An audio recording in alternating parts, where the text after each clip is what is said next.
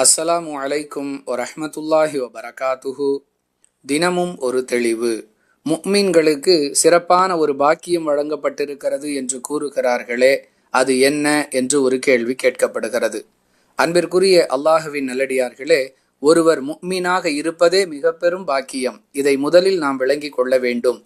மனிதர்களையும் இறந்து போனவர்களுடைய சமாதிகளையும் கற்களையும் மரங்களையும் இன்ன பிற விலங்குகளையும் ஏன் கண்டதையெல்லாம் கடவுளாக்கி கொள்ளக்கூடிய இழிவான நிலையிலிருந்து பாதுகாத்து இறைவன் ஒருவனை மட்டுமே வணங்கக்கூடியவர்களாக அல்லாஹ் நம்முடைய நிலையை உயர்த்தி வைத்திருக்கிறானே, இதுவே ஒரு முஃமினுக்கு கிடைத்திருக்கக்கூடிய மிக பெரும் பாக்கியம். இதை கடந்து வேறு யாருக்கும் வழங்கப்படாத ஒரு சிறப்பான பாக்கியம் முஃமின்களுக்கு வழங்கப்பட்டிருக்கிறது என்று அல்லாஹுவின் தூதர் ஸல்லல்லாஹு அலைஹி வஸல்லம் அவர்கள் சொல்லக்கூடிய செய்தி முஸ்லிம் எனும் நூலில் 5726வது எண்ணில் பதிவு செய்யப்பட்டிருக்கிறது. முஃமின்களுடைய நிலையை கண்டு நான் ஆச்சரியப்படுகிறேன். இந்த பாக்கியம் வேறு யாருக்கும் வழங்கப்படவில்லை, முஃமின்களுக்கு மட்டுமே வழங்கப்பட்டிருக்கிறது. அது என்ன? ஒரு முஃமினுக்கு ஏதாவது ஒரு மகிழ்ச்சியான நிகழ்வு ஏற்பட்டால் அதற்காக அவர் அல்லாஹுவுக்கு நன்றி செலுத்துகிறார். அது அவருக்கு நன்மையாக மாறிவிடுகிறது. அவருக்கு ஏதாவது ஒரு துன்பம் ஏற்பட்டால் அதை அவர் பொறுத்து கொள்கிறார். அதுவும் அவருக்கு நன்மையாக மாறிவிடுகிறது என்று அல்லாஹுவின் தூதர் ஸல்லல்லாஹு அலைஹி வஸல்லம் அவர்கள் கூறுகிறார்கள்.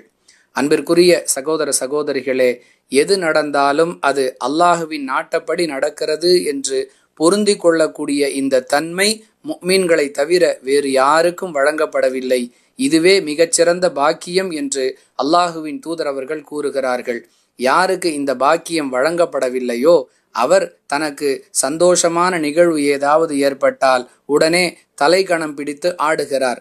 துன்பமான நிகழ்வு ஏதாவது ஏற்பட்டால் நொந்து போகிறார். இதற்காக சிலர் தங்கள் உயிரையும் மாய்த்து கொள்கிறார்கள்.